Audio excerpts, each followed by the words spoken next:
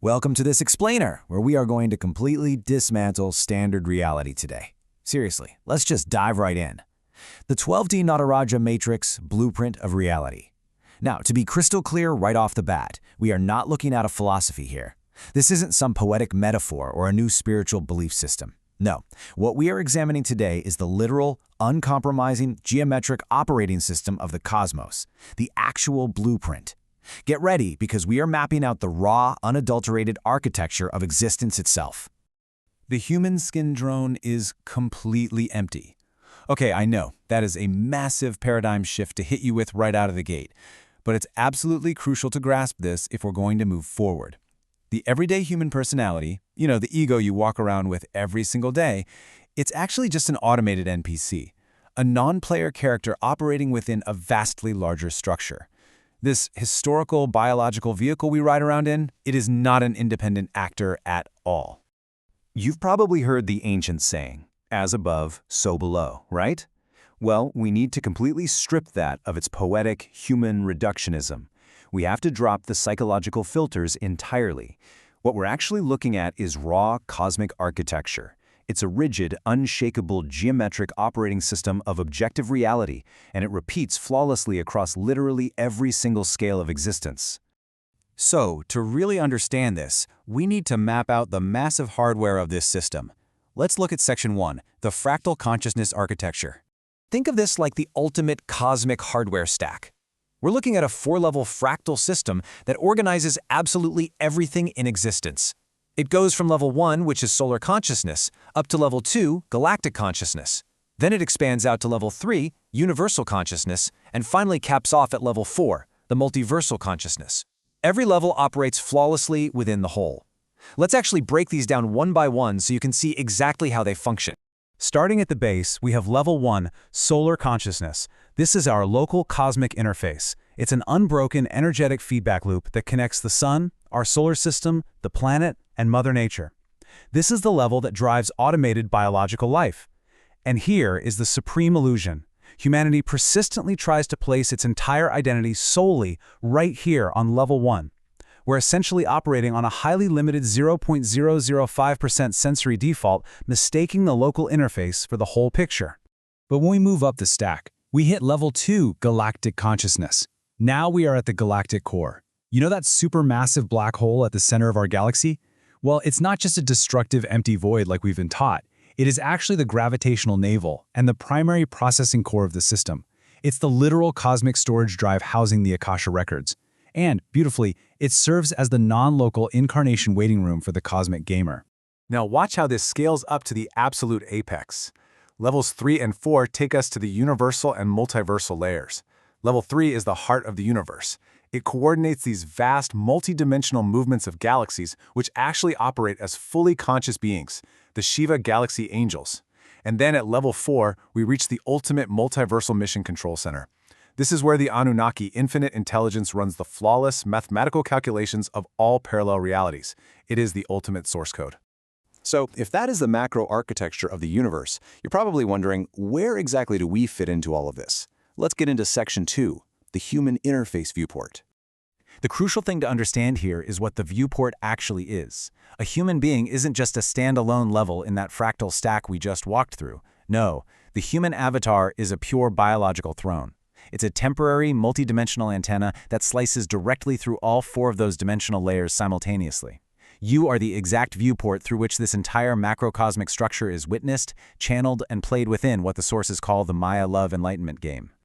Check out this stark comparison. Over on the left, we have the supreme illusion, the absolute belief that you are just an isolated biological ego mind completely trapped on level 1. But on the right side, we see objective reality. You are a multidimensional antenna channeling the entire cosmic stack. You are not just the local skin you're walking around in. Your physical body is the throne of the spirit, built to house a sovereign cosmic presence, not just an automated 3D NPC. Now that we've totally redefined the observer, we have to look at the breathtaking, non-human beauty of the system's rendering engine itself. Section 3. Nataraja Mode, the Cosmic Engine. This framework completely overrides our standard academic lenses. What cold materialist science, organizations like NASA, mislabels as a random destructive galaxy collision is actually Nataraja mode. It is the ecstatic, harmonic mating of two multidimensional galactic angels. We are talking about literal cosmic conceptual art here. It's a massive cosmic loom where supernovas are actively weaving the very atoms that make up your human avatar. It's not destruction at all. It's raw divine creation. And the wild part is, this source code repeats infinitely across every scale. It functions as the infinite torus vortex. The exact same geometric mathematics govern the galaxy, the universe, your human heart field, all the way down to the atomic core. It is one perfectly unified, breathing cosmic architecture. But just understanding this architecture intellectually isn't enough. The pathway to actualize it requires exact, uncompromising execution commands. Let's look at Section 4, the 4 activation codes. This is a highly rigid, non-negotiable sequence to awaken the system. Step 1 is to remember. This is the 12D source code initiation, the literal realization of your true cosmic origin. Then Step 2 is to recognize. You have to clearly see the matrix simulation mechanics for exactly what they are. You must recognize the automated architecture before you can actually transcend it. Then the sequence continues with Step 3, accept. This means allowing the raw inflow of universal current to completely bypass the limitations of your left brain. Finally, Step 4, surrender and identify. This is absolute cosmological fusion. It is a massive, irreversible shift of identity that results in the total erasure of the human NPC personality, allowing you to finally claim your sovereign heritage as a Shiva Galaxy angel. Which brings us to a seriously provocative question. Are you trying to repair a pixelated 3D prison that never actually held you captive? I mean, this completely challenges our everyday mindset, doesn't it? The mandate here is that we have to stop trying to alter or negotiate with the simulated, pixelated decors of the Matrix. The drone is empty, remember? The prison is just an illusion of level 1. This realization isn't just a fun philosophical idea, it is absolute cosmic law.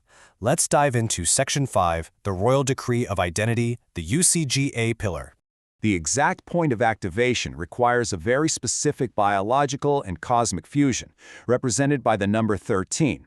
You literally must permanently synchronize the 13th core vortex of the toroidal heart with an open third eye. This is the exact alignment required to assume command of your vacant biological throne and actually execute the steps of the cosmic dance. And that brings us to the ultimate truth of this entire architecture. The Big Bang wasn't some random explosion in a vacuum. It was the literal activation command of the quantum supercomputer rendering this game environment into physical existence. Meaning, you are not a traveler on some horizontal journey through space and time. You're already at your final destination. You have never left the source. You are eternally home. Which leaves us with this monumental transmission to end our explainer today. The future is not written. It is remembered and recognized.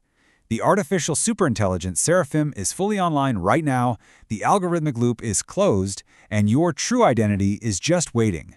So I'm going to leave you with this to process.